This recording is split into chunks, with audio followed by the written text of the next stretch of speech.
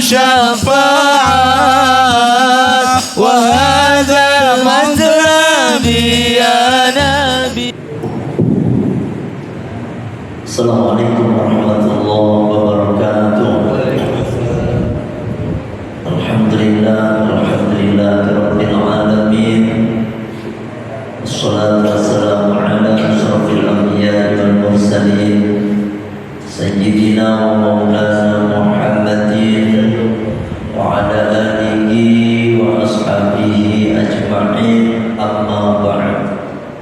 Alhamdulillah. Bismillahirrahmanirrahim. Kita lanjutkan masih berkenaan dengan jihad. Kalau kemarin hadis yang menunjukkan anak-anak tidak wajib berjihad, yakni hadis yang diriwayatkan dari Abdullah bin Umar radhiyallahu anhuma, bahwasanya beliau ketika perang Uhud minta izin kepada kanjeng Nabi agar diizinin ikut perang. Kanjeng Nabi tidak mengizinkan. Kemudian ketika perang Khandaq, waktu itu karena apa? Abdullah bin Umar umurnya baru 14 tahun. Nah, setahun kemudian ketika perang Khandaq, ketika itu Abdullah bin Umar umurnya 15 tahun, kita izin kepada kanjeng Nabi, maka kanjeng Nabi mengizinkan. Itu sebagai dasar juga bahwasanya laki-laki maupun perempuan maupun yang balik, waktu balik itu rata-rata 15 tahun, ya 15 tahun. Tapi hijriah Pak, pakai 15 tahun hijriah. Wa rawadan telah meriwayatkan Al-Bukhari, Imam Bukhari, an Aisyah radhiyallahu anha, dari ibu Siti Aisyah radhiyallahu anha wa anhumain, salah tulisan anha, qalat, beliau berkata, qultu ya Rasulullah, aku berkata kepada Rasulullah sallallahu alaihi wasallam, ya Rasulullah, ala nazu wa nujahidu ma'akum. Kanjeng Nabi, apakah tidakkah kami boleh ikut perang, berjihad bersama engkau ya Rasul, bareng-bareng dengan para sahabat yang lain? Qala, maka jawab kanjeng Nabi, lakunna ahsanul jihad, bagi kalian para perempuan sebaik-baiknya jihad, wa ajmalul hajj, yakni apa? Perbaiki masalah haji. Nih, haji haji mabrur, yakni jalankanlah haji mabrur itu al hajjul mabrur laisa lahu jazaa'un illal jannah. Haji yang mabrur tidak lain dan tidak bukan pahalanya adalah surga. Ini perempuan itu haji, itu jihad yang paling gede. Haji belum mampu, apalagi sekarang haji itu butuh waktu lama, 30 tahun baru berangkat kalau di Kabupaten Bekasi ini. Oh, kita masih mending Malaysia 77 tahun mereka mengantri baru bisa berangkat haji. 77 tahun tuh gimana mau daftarnya? Rata-rata mereka haji untuk daftar untuk anaknya, untuk cucunya, ya toh. Nah, itu kita wajib berterima kasih. Bukan hanya Indonesia aja yang ngantri begitu lamanya, ya. Bukan hanya, tapi negara-negara lain pun sama. Karena apa? Karena kuota untuk melaksanakan ibadah haji itu terbatas. Kalau semuanya boleh haji bebas Pak, nggak muat. Ya tuh nggak muat, di mana mau naruhnya? Makanya sekarang itu pembangunan masjid besar-besaran. Tujuannya apa? Biar bisa menampung jamaah haji lebih banyak lagi. Ya tuh. Masjid Abdullah, masya Allah besar sekali, 2 kali lipat masjid yang sekarang. ya kan, gedenya minta ampun. Saya pas masuk jalan aja capek, ya kan. Masjid Nabawi pun demikian, dibuka sebelah dekat masjid, dekat Baki, dibikin, diperluas. Karena apa? Itu Pak, saking banyaknya calon-calon jamaah haji yang pengen berangkat haji, gitu. Makanya haji, kata Kanjeng Nabi, haji aja, gak usah ikut perang, perempuan teh. Bahkan kalau memang belum bisa berangkat haji, jihadnya perempuan itu taat kepada suami, itu jihad yang paling utama. Mencium suami dengan penuh kasih sayang, itu pahalanya seperti mencium hajar aswad. Itu perempuan. Karena ibadah perempuan itu cuma taat sama suami aja, ya. Mereka bisa masuk surga tanpa apa namanya? Tanpa susah. Idza sholatil mar'atu khamsaha, ketika seorang perempuan sholat 5 waktu, wa shomat sahroha, dan ketika seorang perempuan puasa di bulannya, yakni bulan Ramadan, wa ata'at zaujaha, dan taat pada suaminya, wa hafidhat farjaha, dan menjaga kehormatannya. Kilalaha, dikatakan kepada itu perempuan, udkhulil jannah min ayyi abwabil syikti, silahkan kamu masuk surga lewat pintu mana baik yang kamu suka. Ternyata cuma sholat 5 waktu, puasa Ramadan doang, kagak ada sholat malam, kagak sholat duha, kagak puasa Senin Kamis, kagak puasa Daud, kagak. Beda dengan kita laki-laki ini. Cuma kenapa perempuan banyak masuk neraka, kata Kanjeng Nabi? Kebanyakan, satu alasannya, karena kebanyakan perempuan itu tidak taat kepada suaminya. Rata-rata bantah pada suaminya, jarang yang bisa bersyukur pada suaminya. Dikasih, jarang yang mengucapkan terima kasih. Terima kasih kalau dikasih gedean, matur suwun ya mas, itu kalau gede. Kalau dikit kok segini toh mas, lombok naik, cabai naik, kepriwe ini anak-anak butuh juga bajunya pada suka, kayak gitu tuh, kurang berterima kasih, ya toh. Nah itu perempuan, ibadahnya kalau belum bisa berangkat haji, wes taat baik sama suami. Yang haji, misalnya nggak berangkat haji, yang haji suami aja, istri tetap aja ngikut. Di kampung saya itu, Pak, kalau suaminya udah berangkat haji, istrinya otomatis dipanggil Bu Haji. Di saya sama kayak laki-lakinya jadi lurah, istrinya pasti dipanggil Bu Lurah, ya toh. Laki-lakinya jadi camat, istrinya dipanggil Bu Camat. Pak Presiden itu, maka istrinya Bu Presiden. Beda. Kalau perempuannya jadi lurah, emang lakinya panggil Pak Lurah. Kagak. Namanya misalnya Parman gitu. Ada Pak Parman di sini? Ada ya. Wes Pak Parman semoga. Misalnya Pak Parman istrinya jadi lurah, Pak Parman tetap aja dipanggil Pak Parman.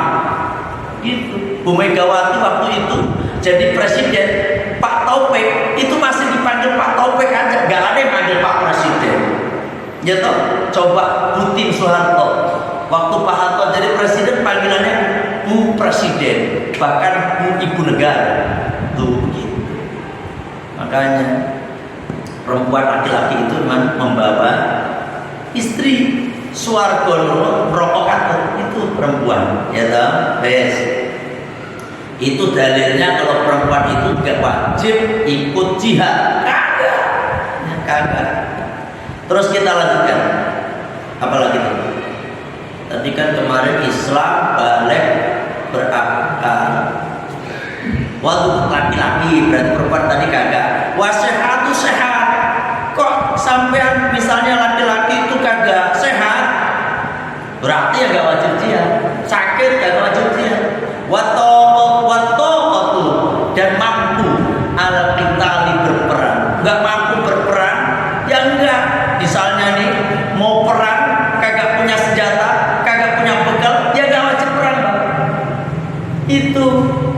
Jadi kadang-kadang kok ada orang pengen berangkat ke Irak, mau berangkat ke Suriah, mau membantu saudaranya ada di sana. Ya Allah, priwe. Kagak mau bawa apa-apa lagi. Itu namanya bunuh diri. Ya kan? Bunuh diri. Emang ke negara orang lain gak butuh ini itu. Waduh, susah. Makanya nih Pak, gara-gara ketangkep masuk dalam data apa waktu itu teroris. Ya toh? Laki perempuan tuh yang berangkat ke sana akhirnya mereka pastornya dibakar lagi. Apa kayak gitu? Akhirnya kagak bisa pulang. Ujung-ujungnya apa? Minta tolong sama pemerintah. Kalian jangan terjebak dengan apa namanya propaganda jihad perang segala macam di sana. Kita jihad di sini aja. Banyak kok kita mau jihad di sini. Masih saudara-saudara kita ini yang banyak yang perlu masih apa namanya butuh dakwah. Nah, dakwah ya sekeliling kita dulu, dari keluarga dulu, sekeliling kita, kiri kanan kita, depan kiri kan. Ini kadang-kadang kagak dakwah jauh kesana kemari, tapi di negara apa di daerahnya sendiri masih banyak yang itu ada. Nah ini jihad itu begitu, ada aturannya. Wes, sekarang kita lanjutkan. Waman dan barang siapa usiro yang ditawan minal kufari dari orang-orang kafir fa'ala dzalika, maka nih perang laki apa namanya muslim sama orang kafir perang des. Ada orang kafir ketangkap, ditangkap. Ya kan? Maka apa yang dilakukan oleh kaum muslimin ada aturannya. Ya, ada aturannya. Satu, ada dua aturan nih. Satu, dorbun yang pertama, yakunu raqiqan binafsi sabi. Nih, langsung ditawan dan dijadikan budak. Jadikan budak. Maka zaman dulu itu perbudakan banyak. Perang sana kemari, Romawi perang, Persia dulu perang. Makanya waktu itu Rasulullah SAW belum punya tentara, belum apa, gampang untuk ditumpas waktu itu, ya toh? Makanya alhamdulillah Kanjeng Nabi terus banyak tetap aturan perang itu ada. Jadi kalau misalnya perang terus ada yang ketangkep, maka dia jadi budak binafsi dan budak. Wahum, siapa mereka? Wahum as-sibyanu wan nisa. Yang pertama, ya mereka itu siapa? Anak-anak dan para perempuan. Bapak Ibu pernah Bapak pernah dengar kan budak perempuan amat itu kan? Itu gara-gara ikut perang. Anak-anak ikut perang dilarang, nggak boleh ikut perang ketangkep jadikan budak. Itu. Walaupun ada yang sebagian layarutu binafsi sabti wa hum ar-rijalu wal balighuna. Yang kedua tidak jadi budak Pak, dengan sendirinya kagak. Mereka siapa? Ar-rijalu al-balighuna, yaitu laki-laki dan sudah balik. Ya, laki-laki dan sudah balik, nggak jadi budak dah. Tetapi wal imam, adapun imam pemimpin desa itu saat itu berarti Rasulullah Shallallahu Alaihi Wasallam atau pemimpin yang lainnya peperangan itu mukhayyar bisa memilih fiqih pada mereka baina arba'ati asya'a, dari 4 perkara ini. Pemimpinnya bisa memutuskan terhadap laki-laki yang sudah balik ikut perang ketangkep, maka pemimpin dalam hal ini Rasulullah. Kalau Rasulullah udah wafat berarti penggantinya Sayyidina Abu Bakar. Sayyidina Abu Bakar sebagai pemimpinnya. Kalau nggak begitu, ya panglimanya itu panglima yang diutus oleh Kanjeng Nabi, pakai pemimpin aja. 4 hal ini bisa dilakukan oleh sang pemimpin. Ya, bagi siapa itu tadi Pak? Bagi laki-laki yang dewasa, yang udah di atas 15 tahun. Apa 4 itu? Yang pertama al-qatlu. Yang pertama bunuh. Gitu. Itu tawanan bisa dibunuh.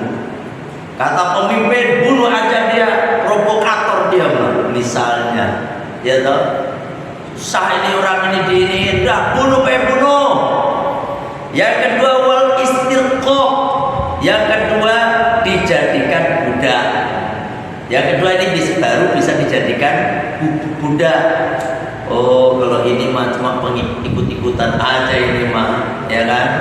Bukan provokator ini mah. Orang potongannya kayak gini wis jadi budak aja lah, wis budak gitu. Terserah pemimpin tuh. Wal fidyah wal manu dilepas. Ada juga, wah ini orang kasihan sekali ini sebenarnya orang kok. Wes dilepas aja lepas, ya kan? Gak ngaruh pada kayak kita juga. Nah ini Pak, dan yang terakhir wal fidyatu, yakni dijadikan fidyah, tebusan. Bil mali au bil rijali, dijadikan tebusan dengan harta atau dengan laki-laki lain. Gini, dengan harta. Ini orang ketangkap kan? Wes, langsung diumumkan ketangkap. Saat ini saya lepaskan ini. Ini tentaranya sampai saya lepaskan dengan syarat diganti sekian ratus dinar misalnya atau sekian ratus dirham. Wes, ini saya lepaskan. Beli tapi ditebus namanya. Atau gini, atau dengan laki-laki lain tuker. Kan gini Pak, laki-laki orang muslimin menawar orang kafir, orang muslimin ditawar oleh orang kafir, kan begitu. Nah, itu bisa tuker-tukeran. Ya wes lah. Ini kan si fulan ini saya tawar. Nah, saudara saya di sana juga ditawar, wes kita tukeran aja. Tukeran. Tapi biasanya tukeran itu melihat-lihat Pak. Tingkatannya, kalau orang biasa tukeran juga orang biasa. Tapi kalau misalnya tingkatannya, kalau misalnya tentara ya kolonel misalnya, ya harus sama kolonel. Tergantung daripada pemimpin panglima perangnya itu. Gitu. Ini tapi ngomong kayak gini sebenarnya ngaji itu kayak gitu Pak ya. Kalau kayak gini kan siapa tahu nanti perang. Kalau siapa tahu nanti perang Bapak udah tahu, oh iya ya dulu harus begini nih. Karena diatur ternyata, ya kan? Diatur di dalam kita. Walaupun sekarang mah emang kagak, istilahnya, ya istilahnya bukan gak ada gunanya gimana ya? Istilahnya cuma sebagai pengetahuan aja lah. Seperti ini, ya toh? Kayak jadi budak, emang ada perbudakan? Gak ada sekarang, ya toh? Gak ada. Ya sebagai pengetahuan aja lah, ya toh? Lah, apa namanya tadi? Tuker sesama tawanan, tuker. Paham ya? Nah ini kalau masalah tawanan. Ada yang nanya gak nih? Ada yang nanya? Oh ya, nanya di luar tema juga nggak apa-apa Pak. Artinya apa? Ini kan masalah perang-perangan, ya masalah pembahasan perang, bukan perang-perangan, membahas perang. Sampai kan nggak mungkin kayak gini masalah perang ini nanya. Di luar tema boleh jangan tanya. Bismillah. Alhamdulillah. Bismillah. Alhamdulillah. Alhamdulillah. Gak ada nanya? Ada ya? Kalau gak ada nanya kita lanjutkan. Nah, pemimpin itu bisa memilih 4 pilihan tadi. Yaf'alu min dzalika. Imam itu berbuat yang demikian itu ma fihil maslahah. Tergantung mana yang maslahat yang terbaik, ya kan? Nah, itu harus imam. Nah, imam itu makanya harus pinter Pak. Cerdas, panglima itu cerdas, ya kan? Gak ada pemimpin kok bahasa Inggrisnya lola gak ada, ya kan? Pasti pinter, pasti pinter. Ini pemimpin kayak siapa Pak? Panglima perang Khalid bin Walid, pinter beliau siasat perangnya. Khalid bin Walid itu setiap perang pasti menang. Karena apa? Siasat perangnya luar biasa. Makanya kata Nabi itu Khalid bin Walid sangat diperhitungkan ketika belum masuk Islam. Ini makanya yang membuat kocar kacir kaum muslimin saat perang Uhud itu Khalid bin Walid, Masya Allah. Tapi setelah itu selalu perang menang terus dia. Waktu di pihak kafir. Ketika Khalid bin Walid masuk Islam, ya toh, jadilah panglima perang Islam, menang terus, ya kan? Karena apa istilahnya kalau kita terjemahkan bebas, Khalid bin Walid, dulu aku memerangi Rasulullah, ya kan? Dan sekarang aku akan tebus, ya, dengan cara membela Rasulullah SAW, membela Islam, menang terus. Ternyata spiritnya itu Khalid bin Walid membawa rambut Rasulullah SAW. Ini di luar tema. Jadi Khalid bin Walid itu punya peci, ya, punya peci. Di dalamnya disimpan rambut Rasulullah SAW. Bisa disimpan entah di mana, ini keterangannya, pokoknya disimpan di pecinya, di peci. Suatu saat perang, Khalid bin Walid sibuk ke belakang lagi. Dia nyari-nyari, mana peciku mana nih. Padahal pecinya udah jelek sekali, lusuh padahal. Dia kan dicari-cari, akhirnya ditemuin, baru dipakai lagi. Terima kasih, alhamdulillah. Habis itu kan perang selesai, menang kan? Setelah menang, ada sahabat yang nanya, "Wahai panglima, sampean dulu, peci kayak gini aja kok dicari teman-teman banget ini. Ada apa sih ini? Kalian nggak tahu. Ini ada rahasianya nih, katanya. Ada rahasianya nih. Apa memang di sini aku simpan rambut Rasulullah SAW, 3 lembar atau berapa rambut Rasulullah SAW? Kalau nggak 5, 7 antara itu. Karena apa? Bahkan dikatakan Khalid bin Walid itu mendapatkan rambut Rasulullah ubun-ubunnya. Nah, itu makanya Kanjeng Nabi itu pas lagi potong rambut, Pak, itu udah sampai habis rambutnya, nggak ada yang tersisa karena buat rebutan para sahabat, Pak. Masya Allah, kalau kita sekarang ada rambut Rasulullah, yang kayak di Turki ada rambut Rasulullah, itu aja kalau kita perhatikan, subhanallah, itu baru rambutnya, ya toh, baru rambutnya. Kita aja merinding melihatnya. Itu disimpan sedemikian rupa kan rambut Rasulullah di Turki itu. Sudah rupa dimasukin, diubel-ubel. Wes, cuma aja rambutnya Rasulullah, begitu agungnya Rasulullah. Karena nggak sembarangan. Rambut Rasulullah itu nggak sembarangan, Pak. Kenapa nggak sembarangan? Karena rambut Rasulullah SAW pernah ke surga. Itu pernah ke surga waktu Mi'raj. Itu pernah ke surga, nggak sembarangan. Bajunya Rasulullah ini nggak sembarangan juga. Makanya kata Siti Salamah, Umi Salamah, salah satu ummul mukminin, Masya Allah, sepeninggal Rasulullah SAW, maka setiap ada orang sakit datang kepada Kanjeng Nabi, kepada Umi Salamah. Ngapain? Karena nih, pakaiannya Rasulullah, bajunya Rasulullah, ketika ada yang sakit dicelupin ke air, kemudian ini air diminumkan, orang yang sakit sembuh, Pak. Ini namanya tabarruk, ngalap berkah pakaiannya Rasulullah, ngalap berkahnya rambutnya Rasulullah. Ini di luar tema.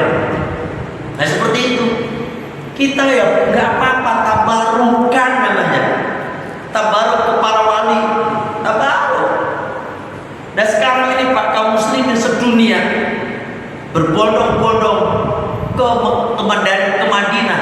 Ngapain? Tabarukan. Padahal umroh, haji kagak ada hubungannya dengan Madinah sama sekali.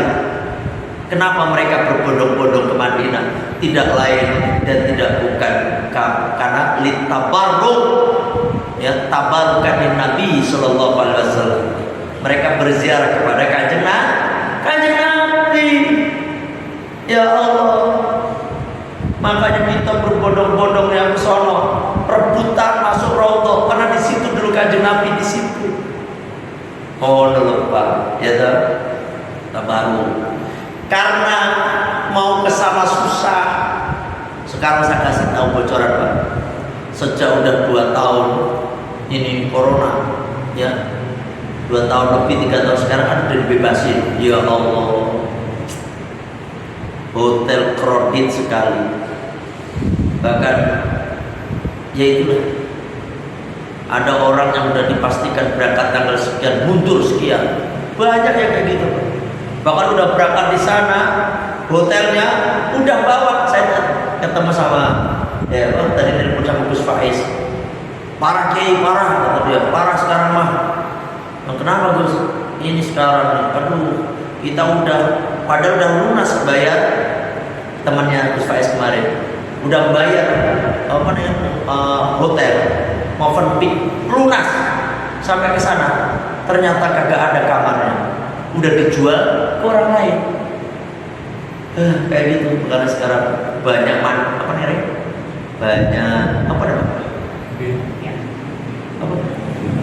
mafianya banyak. Umroh juga banyak mafianya. Aduh, wis angel. Sekarang susah. Makanya sekarang kenapa mahal? Kalau umroh jangan kok ada orang nawar umroh 25, 27 itu ngeri Pak, ngeri. Karena rata-rata umroh itu 3 bulan ke atas. Apalagi dengar sekarang mau haji naik 69 juta itu. Ya Allah, orang daftar berbondong-bondong umroh. Makanya Pak, ya Allah, tadi saya sengit juga nih sama travel. Saya udah dijanjiin hotel ini. Dia minta maaf betul dia. Ya kita mau nggak mengalah lah. Karena apa? Kiai mau nambah nggak sekian? Ya nggak mau lah. Gimana mau nambah 5 juta kayak begitu? Wah, kayak gitu. Dan gimana Kiai, saya udah nyerah kayak gini. Karena apa? Kita nggak bisa, udah usaha. Tapi ya udah, nggak apa-apa, kita nggak pindah. Tapi nanti belum saya sampaikan ke jamaahnya. Tapi insya Allah bisa terima, karena hotelnya walaupun harusnya di sini ya agak dikit, agak jauh banget. Sekarang pada shuttle Pak, hotel ini di luar tema lagi. Sekarang rata-rata hotel yang jauh pun laku. Shuttle bis. Tapi bintang 5 yang tadinya gak laku sekarang laku semuanya. Aduh, apalagi jenengan itu kayak pengen ngarepin ke Sofa Orchid, Darul Aiman, ya, Tower Mekah, Hilton Conquest, pokoknya itu perlu semuanya. Susah sekarang, susah. Walaupun susah tapi jenengan gak usah putus asa. Tetap kalau niat umroh berangkat dari Bismillah, ya tak Bismillah. Wes ini di luar tema, ini aja. Tadi tabarruk, ngalap berkah. Nek sampean belum bisa ngalap berkah kepada Kanjeng Nabi Rasulullah, paling tidak ngalap berkah ke wali Allah. Ya kan, wali. Wes, wali ulama. Sering datang ke para ulama yang masih hidup maupun yang sudah wafat. Ya kan? Kalau yang hidup itu kan belum tentu wali, tetapi kalau yang sudah wafat itu yang udah tiap hari dikunjungin ribuan orang. Ya kan? Kayak makanya Gus Dur gak kurang dari 10.000 orang tiap hari. Itu berarti ya insya Allah beliau adalah salah satu waliun min auliyaillah. Itu ya toh rebutan usul. Nah ini karena apa Pak? Pengen ngalap berkah. Yang penting jangan sampai syirik Pak, syirik.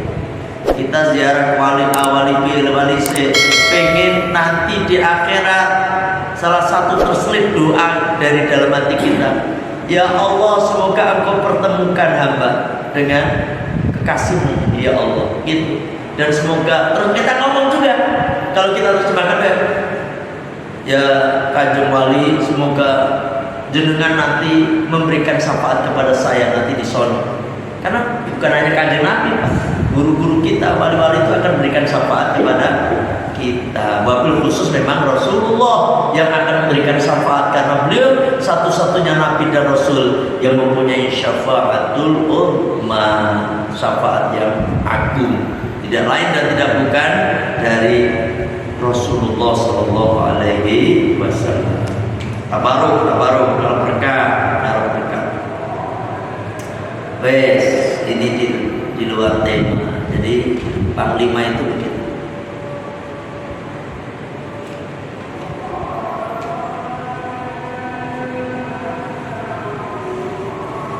Masih saya.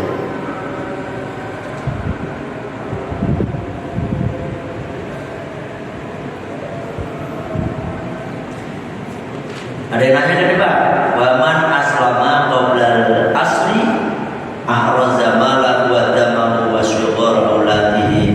Insyaallah kita lanjutkan besok ya, insyaallah. Kita ngaji, baik niatnya ngaji karena Allah Pak, jangan karena apa-apa. Pokoknya kita ngaji karena Allah gitu. Gak usah ngaji karena A, karena B, karena pengen paham. Jangan ngaji mau paham kagak urusan apa itu likur tak benar. Saya penting ngaji. Wes sampai di sini ngajinya. Muka-muka semoga saja semua bapak-bapak selalu diberi kesehatan oleh Allah Subhanahu wa taala.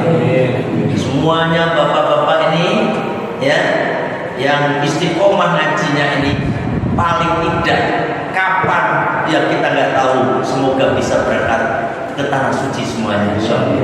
Al-Fatihah. A'udzubillahi minasyaitonir rajim. Bismillahirrahmanirrahim. Alhamdulillahirabbil alamin arrahmanir rahim maliki yaumiddin. Iyyaka na'budu wa iyyaka nasta'in. Ihdinas siratal mustaqim. Shiratal ladzina an'amta 'alaihim ghairil maghdubi 'alaihim waladdallin. Amin. Bismillahirrahmanirrahim. Allahumma anta rabbi la ilaha illa anta khalaqtani wa ana 'abduka wa ana 'ala ahdika wa wa'dika mastata'tu. A'udzu bika min syarri ma sana'tu. Abu laka bi ni'matika 'alayya wa abu bi dhanbi faghfir li fa innahu la yaghfiru dzunuba illa anta. Astaghfirullahaladzim, astaghfirullahaladzim, astaghfirullahaladzim. Subhanaka Allahumma wa bihamdika asyhadu an la ilaha illa anta astaghfiruka wa atubu ilaik. Alhamdulillah.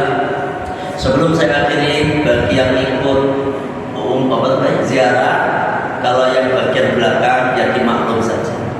Karena semua orang itu pengen di depan, Pak. Kalau semua pengen di depan, biasanya pengen malang ini kali. Ya toh, makanya mau nggak mau ya di belakang diterima aja. Saya penting bisa ziarah, itu loh. Ya toh, ini kadang-kadang pada jawab, Pak Kiai saya pengen di nomor ini, lalu diturutin semua Pak. Ya Allah, 360. Ini biasanya yang ribet ibu. Saya kok di sini Pak ya, harusnya di sini ya. Iya, karena emangnya kalau pulang ke Jawa itu harus bisa milih kursi apa gitu ya. Makanya mohon maaf nanti yang bagian di belakang jenengan kan laki-laki. Kayak saya utamakan yang perempuan paling tidak di depan, ya laki-laki di belakang lebih enak. Mohon maaf ya, mohon maaf. Dan tolong yang ikut ziarah jam 5 pagi kumpul di pom bensin situ dan bawa motor. Nanti motornya dititipin di situ, bayar 5.000 perak sehari dan malam. Ya, nggak usah mau ngegrab sampai mau mobil aja, apa bawa motor aja. Pak Rahmat, kadang-kadang orang itu pada nanya, ini mana parkirnya Kiai? Enggak ada tempat parkirnya, di belakang mau luas parkir. Ya toh, itu aja. Matur suwun, mohon maaf kalau ada kekurangan kekhilafan. Wallahu muwaffiq ila aqwamit thoriq. Assalamualaikum warahmatullahi wabarakatuh.